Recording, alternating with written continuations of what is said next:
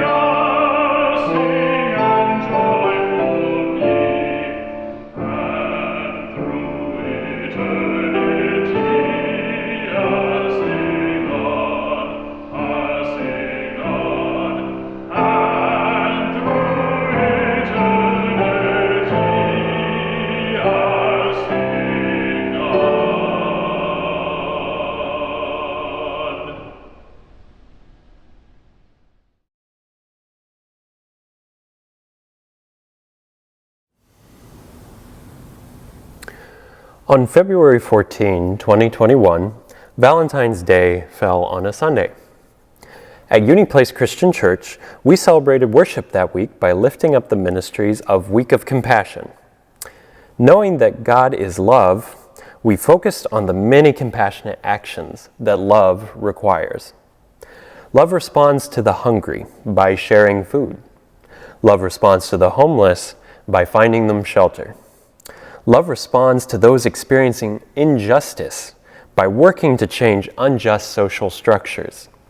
Love responds to those who lack warm clothes or nutritious food or educational support or clean water by doing something about that. This year, our Week of Compassion theme is Let Love Flow. In these worship videos, you saw children splashing in clean water, brought to their village by a well project. Smiling women working at small businesses they started with grant money. Boys and girls with books in their hands walking to school, kept open with our support.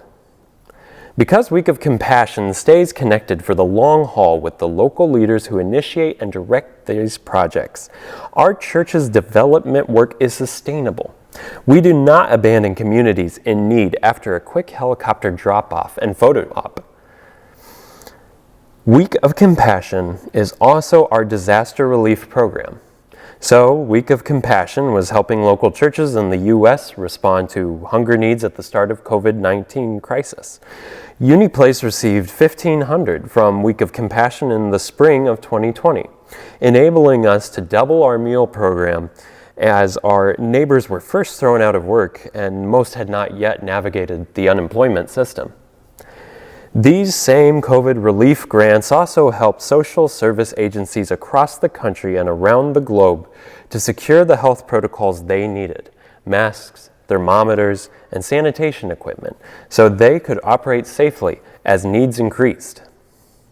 In the last few days, huge storms have rolled across our country. We are reminded that Week of Compassion is also the arm of the church we rely upon immediately after tornadoes rip up a town, or floods devastate a county, or a tidal surge destroys the livelihoods of a whole community. This very day, Week of Compassion staff are in contact with Disciples regional ministers and local pastors, assessing damage and inventorying needs so that we can respond quickly and appropriately to trusted partners on the ground wherever disaster strikes. Your gifts make all this amazing ministry possible. Our goal at UniPlace for 2021 is to send Week of Compassion 5,000 as our annual special offering to this fund raised by Disciples of Christ churches across the United States and Canada. We are within striking distance of meeting that goal. If you have not yet contributed, I encourage you to give what you can so that love flows from our hearts out into a world of need. 1 Corinthians 13. If I speak in the tongues of mortals and of angels, but do not have love, I am a noisy gong or a clanging cymbal. And if I have prophetic powers and understand all mysteries and all knowledge, and if I have all faith so as to remove mountains, but do not have love, I am nothing. If I give away all my possessions, and if I hand over my body so that I may boast, but do not have love, I gain nothing. Love is patient. Love is kind. Love is not envious or boastful or arrogant or rude. It does not insist on its own way. It is not irritable or resentful. It does not rejoice in wrongdoing, but rejoices in the truth. It bears all things, believes all things, hopes all things, endures all things. Love never ends. But as for prophecies, they will come to an end. As for tongues, they will cease. As for knowledge, it will come to an end. For we know only in part, and we prophesy only in part. But when the complete comes, the partial will come to an end. When I was a child, I spoke like a child. I thought like a child. I reasoned like a child. When I became an adult, I put an end to childish ways. For now, we see in a mirror dimly, but then we will see face to face. Now I know only in part. Then I will know fully, even as I have been fully known.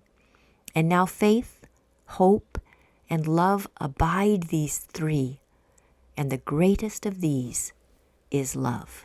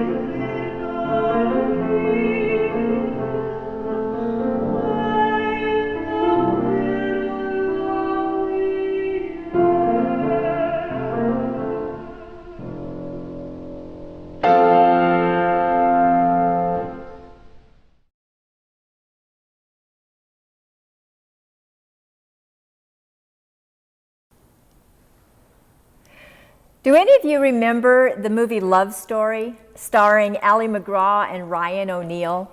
It's a 5 boxes of Kleenex film, which devastated young girls like me in the early 1970s. O'Neal plays the part of a spoiled, rich young man at Harvard who meets a beautiful woman from the other side of the tracks. They fall in love, they struggle in their relationship, she gets sick, and eventually she dies of some unspecified disease which, through the magic of Hollywood, allows her to become ever more beautiful as she wastes away. The most famous line of the movie comes at the end. Just as sobs are filling the auditorium, she says, "Love means never having to say you're sorry." If you ever want to make a whole room full of ministers roll their eyes in unison, just quote that line from Love Story. What Ali MacGraw's character meant was that she knew that her often self-absorbed husband was sorry, even before he actually said anything. But like Scripture, quoted out of context, those words standing alone are utter nonsense. Love, as you surely know, means having to say you're sorry all the time. If you're married and your partner is cross about something that you did, this is not the time to argue your case. This is the time to say, "I'm sorry." If a mistake you made at work has had adverse consequences for your coworkers, this is not the time to justify your error. It's the time to say, "I'm sorry." If your brother-in-law is offended by the joke you told at the family reunion, this is not the time to gather your like-minded siblings to discuss his oversensitivity. It's time to say it with me now, "I'm sorry." The Apostle Paul shared with the church in Corinth a stirring poem which says something very different from the movie Love Story about what love means. It accurately describes what love is and what love does. The poem speaks as eloquently to the 21st century as it did to the 1st century. Love is patient. Love is kind. Love is not envious or boastful or arrogant or rude. It does not insist on its own way. It is not irritable or resentful. It does not rejoice in wrongdoing, but rejoices in the truth. It bears all things, believes all things, hopes all things, endures all things. Love never ends. Those church members in Corinth, we know, had to say they were sorry a lot because, like us, they were not always patient with one another or kind or humble or meek. In fact, they had habits like insisting on having things their own way, envying the successes of others, boasting about their achievements, rudely offending one another by their actions and words, resenting perceived slights, and impatiently waiting for what they felt was their due. They sometimes even rejoiced when someone they didn't like got what was coming to him. Does that sound like anyone else you know?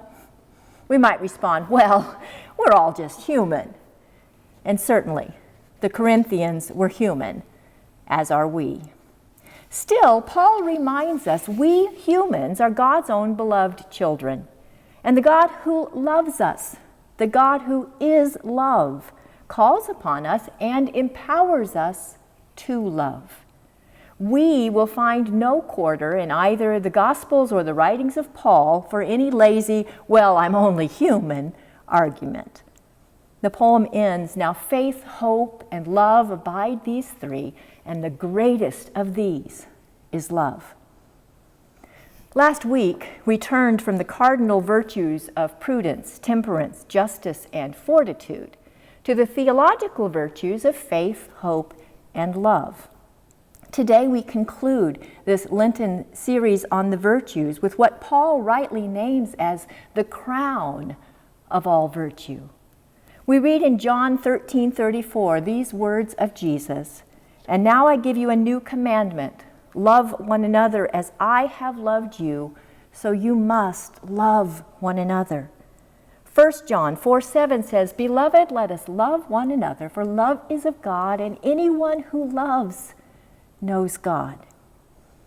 John 15:12 says, This is my commandment, that you love one another as I have loved you. In total, the gospel records these words from the mouth of Jesus 11 times. And the same basic commandment is repeated elsewhere in the New Testament, no fewer than 4 times. And if you add to that all the times that these verses are elaborated upon throughout the New Testament, you'll quickly see this is no minor point in Christian theology. This is the game. We love God with all our hearts, souls, and minds by forming habits of truly loving one another, doing and being what love does and is. This is Christ's commandment to all who call themselves disciples. This is the ultimate virtue we seek. But if love is the ultimate virtue, then how will we pursue it and put it in practice? This week I was challenged and inspired by a letter written in 1962 by James Baldwin. In it, he delves deeply into the connection between the practice of loving and the practice of forgiving. It's not a sentimental movie of the week kind of love, which Baldwin describes, though. It's a love that looks sin, brokenness, and death straight in the face and manages to love anyway. Baldwin's letter reminded me that the story of us and God is a love story like that. As we look toward Holy Week, we remember that the beloved one's journey toward death is one he takes surrounded by broken people who falter in fear, who deny, betray, and abandon their beloved. It's a story about the beloved one who forgives and loves anyway. Over and over throughout Scripture, God reaches for us and comes to us in our sinfulness, in our brokenness. But nowhere is the passion of that repeated initiative of God more starkly drawn than in the movement from Palm Sunday to Easter morning. The season of Lent reminds us that love means having to say we're sorry. Love means having the humility to acknowledge our unloving behavior toward others. Love means having the courage to look in the mirror rather than just blaming others for every breakdown in communication with a friend or fracture in the bonds of family life. Love means getting honest with ourselves, even when that is painful to us.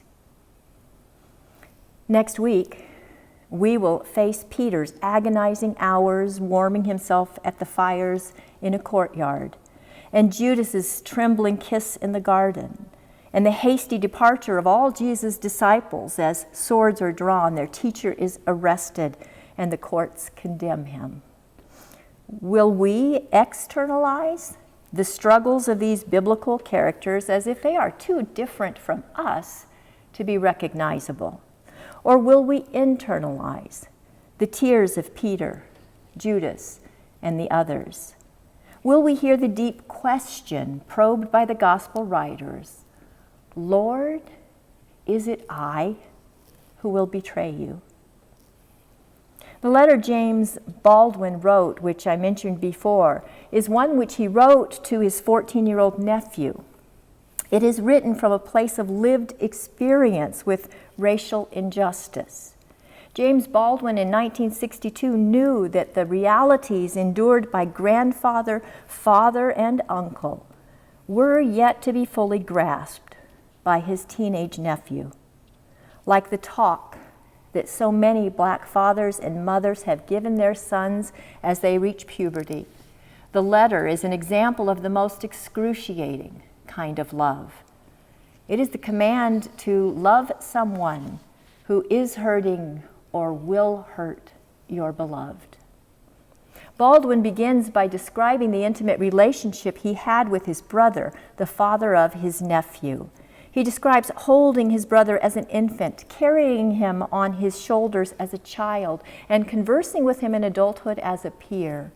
Then he says, I don't know if you have known anybody for that far back, if you have loved anybody that long, first as an infant, then as a child, then as a man. You gain a strange perspective on time and human pain and effort. I know the conditions under which you were born, for I was there. Baldwin describes for his nephew the mixture of joy and fear that surrounded the family as they brought him home from the hospital. Deep joy for the gift of his life, coupled with fear and wariness, knowing the unique dangers to black boys that this newborn would face. Baldwin writes, I know what the world has done to my brother and how narrowly he has survived it. And I know, which is much worse, and this is the crime of which I accuse my country and my countrymen, and for which neither I nor time nor history will ever forgive them, that they have destroyed and are destroying hundreds of thousands of lives and do not know it and do not want to know it. Amazingly, Baldwin then charges his nephew with accepting the very people who in willful ignorance and false innocence will continue to oppress him. He makes a plea for love. Love for these people who will seem to callously refuse to see honestly and to understand courageously the very history which has shaped them, a history in which they choose to stay trapped, an untrue story which they will not let go. Baldwin writes to his nephew, you must accept them and accept them with love, for these innocent people have no other hope. They are, in effect, still trapped in a history which they do not understand, and until they understand it, they cannot be released from it. Taking love to the next necessary step, Baldwin charges his nephew with employing love to liberate his oppressors. He must make them see the truth. He must use his voice to speak against the lie so that they and he may finally both one glorious day be free. Published this week in the spring issue of Plow magazine, an article by Anthony M. Barr, a black Catholic graduate school student, looked to James Baldwin as he reflected on what it meant for him as a Christian in 2021 to approach Holy Week. Barr's childhood aspirations included becoming a preacher or a police officer, but as a young man, he is now studying public policy and thinking about police reform, building a just society, and thinking deeply about root causes of the mess we're in. Amid a pandemic and a time of reckoning with the twin sins of racism and religious nationalism, Barr wonders about the Christian virtue of love and how to practice it faithfully in this context. His article, titled, "With Love We Shall Force Our Brothers," ends with this conclusion.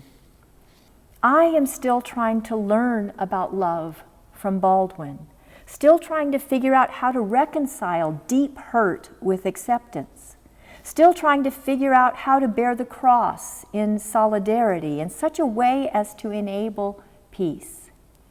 I don't think that most people are racist. I don't think that most cops are killers. And I don't think that the miscarriages of justice in our nation are a sign that it is beyond all hope. I respect power and I believe in its efficacy, he says, but I don't believe that power is all we have, or that it is a greater force in the world than love. I still dream of helping to make the world a better place. Maybe that was the underlying thread of my childhood aspirations, of which justice is one vital piece. Maybe in a roundabout way, it has always been about love. Over the last 5 weeks, a group of UniPlace folks and their beloved friends and family have gathered on Zoom to wrestle together with these same questions raised by Anthony Barr and by James Baldwin. How do we force our brothers and sisters who are trapped in a false narrative to wake up and see the truth of harms that we continue to perpetuate? How do we forgive those who are oppressed by their own oppression? How do we stay in the room, continue the conversation, even when hurt, anger, and frustration bubble up?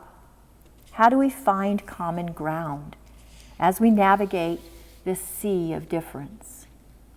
There is an instinct to preserve our not knowing, when knowing requires us to become so uncomfortable that not changing is no longer an option. Knowing we haven't always done right, admitting as much, is a blow to the ego. But maybe we will learn something in Holy Week by identifying next week with Peter, Judas, and the other disciples. Pursuing the virtue of love means saying, I'm sorry.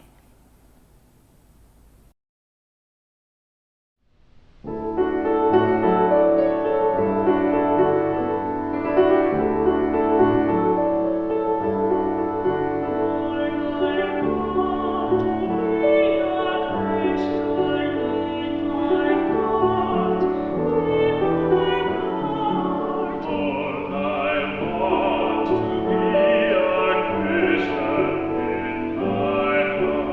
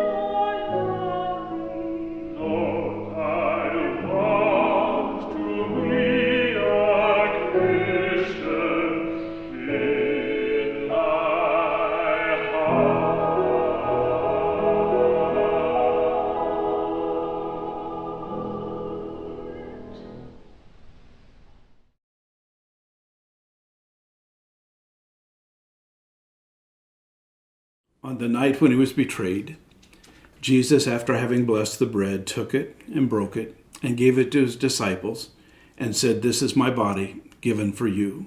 Remember me." And in like manner, he poured out the cup. He said, "This is a new covenant in my blood. As often as you drink this, remember me." We, in partaking of the bread and the cup, remember the Lord's death until he comes.